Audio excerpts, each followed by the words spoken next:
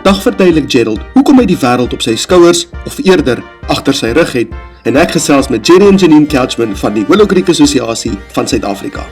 Hi, I'm Gerry Couchman. And I'm Janine. And I am a friend of God.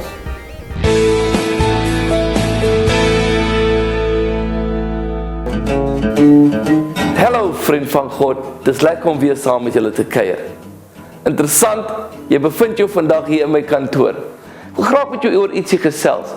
Baie keer as ons praat oor die beloftes van God, dan is dit so asof ons wil sê, wat gaan God vir ons doen? Maar het jy al ooit gedink, wat wil God vir homself doen? Wat se belofte wil hy bereik vir homself? Dit is interessant, ek lees vir jou graag Eksodus 9 vers 16 in die Afrikaans. Die Bybel lees so: daar is net een rede waarom ek jou laat lewe. En dit is dat ek jou my mag kan wys en my naam daardeur oor die hele wêreld geroem kan word. Interessant, die Here gee vir ons 'n belofte dat hy ons sy mag wil wys, maar sodat sy naam beroem kan wees oor die hele wêreld. Vra jou vraag vandag, waar hy jou sy mag gewys het jy dit gebruik om sy naam bekend te maak? Is jy betrokke in verskeie sendinge? Maak jy seker dat die gawe van God wat in jou lewe rus, die gawe wat jou so ryk maak, wat jou so seën, is jy besig om dit te gebruik om sy naam te bekend te maak oor die wêreld? Ek wil jou uitdaag, vriende. God wil sy mag vir jou wys. God wil homself bekend maak by jou, maar dit is sodat sy naam geëer kan wees oor die hele wêreld. Raak betrokke in sending en maak seker dat jy ook dan is 'n vriend van God.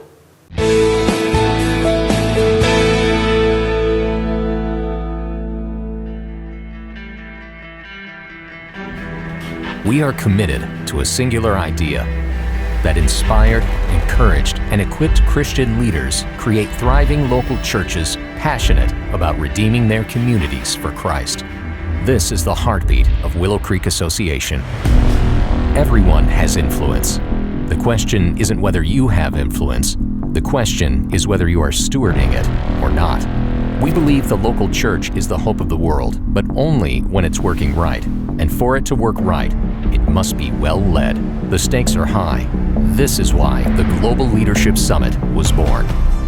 The summit is a 2-day world-class experience for serious-minded leaders who want to get better. It is intellectually rigorous, it is creatively inspiring, and the summit is unapologetically Christ-centered. Every year, WCA carefully curates a faculty of top leadership experts across a variety of sectors: church, business, nonprofit, academic, and government, because we believe that leaders can learn from anyone. An aspect that sets the summit apart is our intentionality to engage not just a leader's mind, but also their heart. Leaders don't just leave equipped, they leave inspired. For many of the 2 million leaders we've trained, the summit is not just one of many leadership experiences they have each year, it's the experience. So each year, hundreds of host sites step up and partner with us to leverage the summit and impact leaders in their church and community. There is something powerful that happens when leaders gather in their own context, and we believe that in this shared experience, everyone wins when a leader gets better. At WCA, we have a deep conviction that it's unacceptable for geography or economic means to limit leaders' access to the Global Leadership Summit. Every church that hosts, every individual who attends, every person who gives, makes it possible for leaders around the world to have access to the summit who wouldn't otherwise. This is why the Global Leadership Summit takes place in 700+ cities, in more than 50% of the countries in the world, and some 45 languages, so that leaders across the globe can experience the summit in their own unique cultural context. The summit is an unprecedented global movement of Christian leaders making lasting change in the world. In the decades to come, it will become even more critical that the local church is working right. The church is still God's plan to redeem and restore our broken world. And it all starts when God transforms a leader.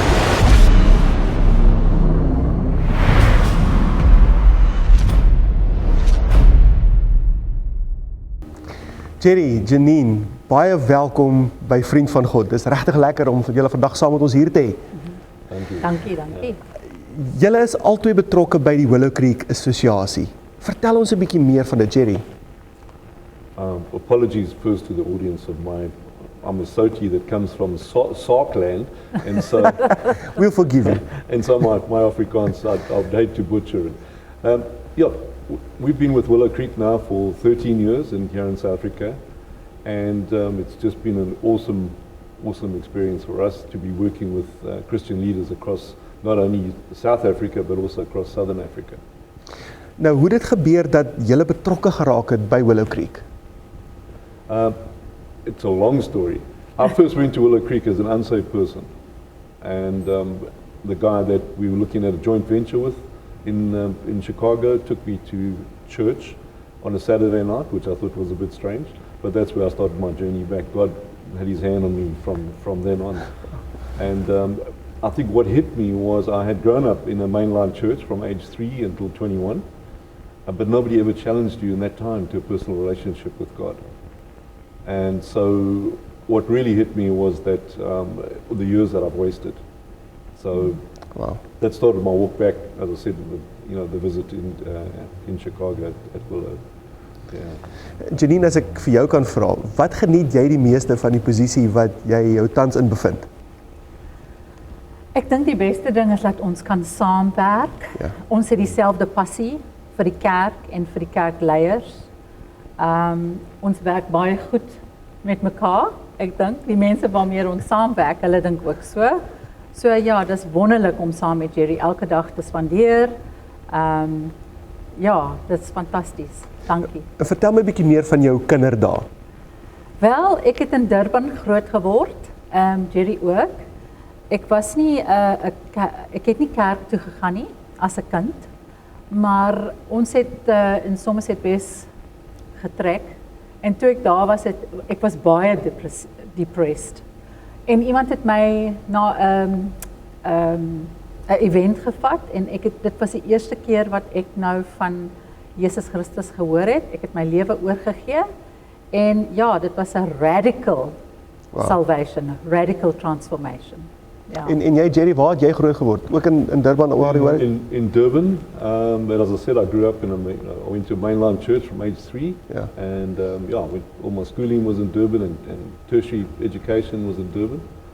And then we moved from Durban down to the Cape. We were down here 18 years, and then God called us to go to the land up north. Okay. nou, hoe het julle twee mekaar ontmoet? We were working together, and that was 28 years ago. We've been married now 26 years. Wow. Ja. Yeah. So, and we have between us, we have 4 kids. One in Australia, and the other one son in Australia, the eldest guy, another son in London, and then our third son is working in Johannesburg in the advertising industry, and our daughter is just finishing off her degree in psychology. Ja, dis wonderlik. En nou, wat doen julle saam vir ontspanning? Is julle mense wat nou fliek uit eet? Wat doen julle? Ons eet uit baie, maar ons geniet ontbyt. Okay. Ons gaan baie uit eet met ontbyt. Gerry is baie lief vir rugby. So hy lê op die bank elke naweek en hy geniet sy rugby. Although that's not as relaxing as it should be. Ja, ek verstaan dit, ja. Ja. Julle albei het 'n passie vir leierskap. Hoe het dit gebeur dat julle spesifiek betrokke geraak het by die GLS, die Global Leadership Summit? I think it started before that. As we said, after my first visit to Willow Creek, and I came back to South Africa, and then eventually crossed the line of faith. And then I took Janine back to Chicago, and we were sitting in one of the conferences that they had back in those days on evangelism, and we both had the call of God on our lives at exactly the same time. We were sitting 2 seats apart, and we both turned and looked at each other, and we felt that God had called us to be the hands and feet to the local church. We didn't know what that was going to look like, what that meant, but we both felt it at the same time, and that's when we thought, from then on that we had to work for Willow in South Africa. The summit came about years later, after we'd already been spending time working with pastors and leaders in South African churches on all other aspects of ministry, from children's church right across the board. And then gradually but surely God seemed to have reduced Willow's ministry to just that of the key thing being leadership.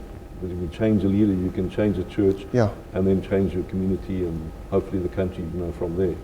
So that was in 1995, Bill started the summit. That was one of the conferences that they started running. Because he said, where do you go as a leader to intentionally sharpen your leadership skills? Because everyone wins when a leader gets better, but what are you doing for yourself to really improve your leadership every year? And so he said he needed something, and that's where the summit started. And so that was in 1995, and then 10 years later, by then it had created a lot of interest across the United States, and then internationally, guys started coming and saying, we need this for our country, and how do we get it for our country? And they looked at all various ways of how we were going to get these speakers, either live satellite or just live. But they settled on videocast because it's a tool to expose the world to world-class faculty at a really reasonable price, so it can be affordable and accessible to the rest of the world. And in 2005, we started in 9 countries, and currently this year, we're up to 120 countries.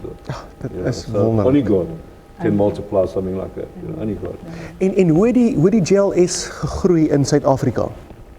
Ons het in 2005 begin en ons was in vier plekke gewees. Durban, Port Elizabeth, Kaapstad en Johannesburg. En daai jaar het ons hier by Vriend van God begin. So daai jaar, dit was ook 3000 mense het by die GLS gekom en ons het baie stadig elke jaar, dis nou ons 11de jaar hier in Suid-Afrika en hierdie jaar het ons 15 GLS sites. Wow. So dit het baie gegroei. Ja. And then thrown on top of that, we also are now responsible for all the countries south of the equator. So that keeps you out of mischief. And across the rest of Africa, there's only 13 countries in the whole continent now that don't have a GLS. And so this year there'll be 45,000 other leaders in Africa that will be experience the GLS as well. So dis fenominale groei. God. Yeah, God. Dit vat natuurlik baie van julle tyd. Selfs as jy nou dan moet opreis na die ander lande toe. Hoe kry julle dit reg om 'n persoonlike lewe en hierdie besige skedule nog steeds te handhaaf? Hoe kry mens dit reg?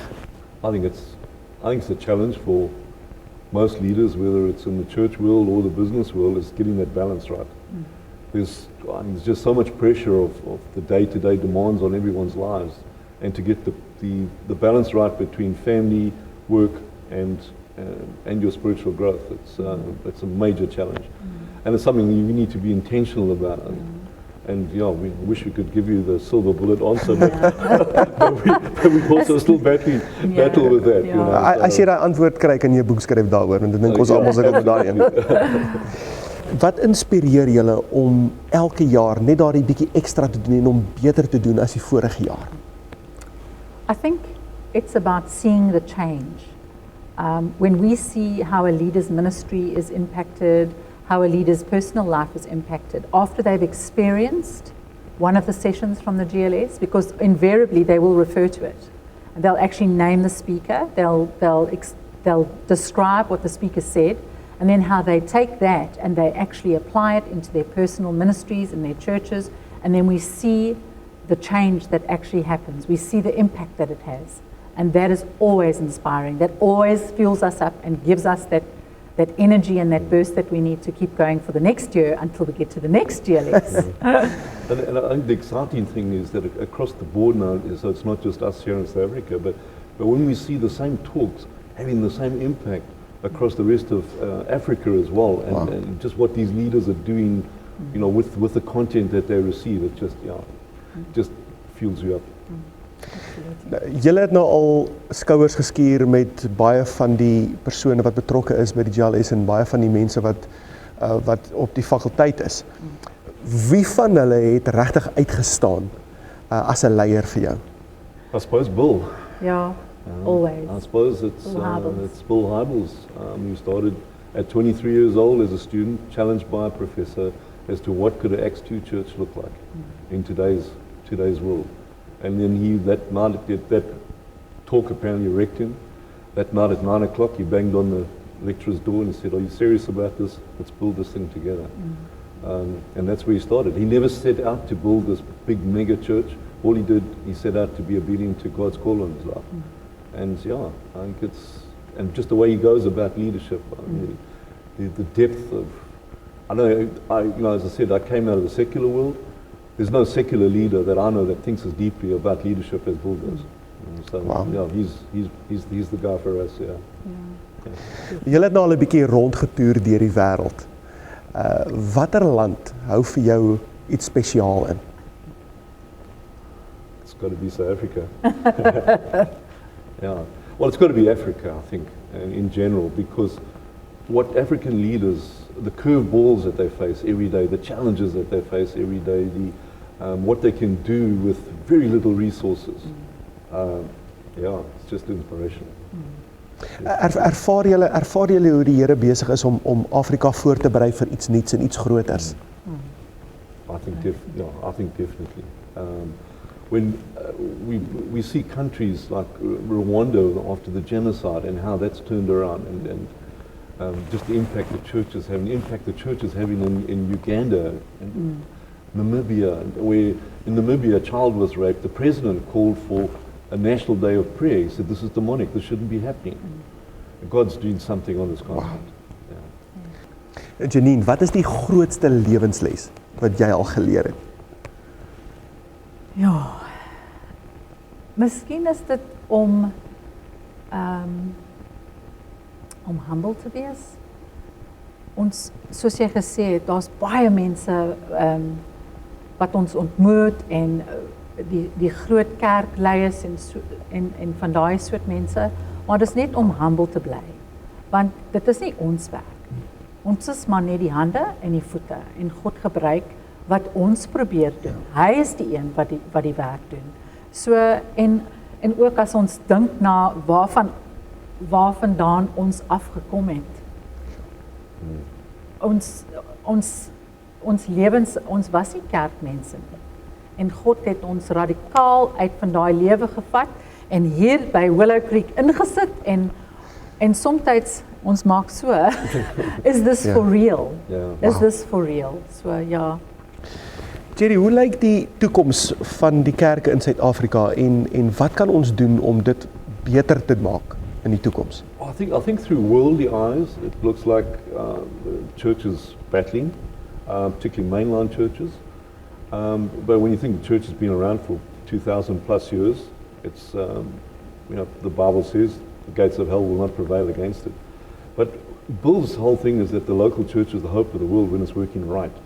And so, let's just help every church work right and impact its community. And I think it's also then, from there, a lot of people, they always say that non-believers don't read the Bible, they read Christians.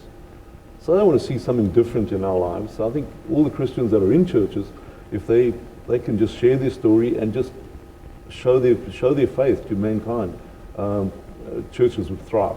They really would thrive.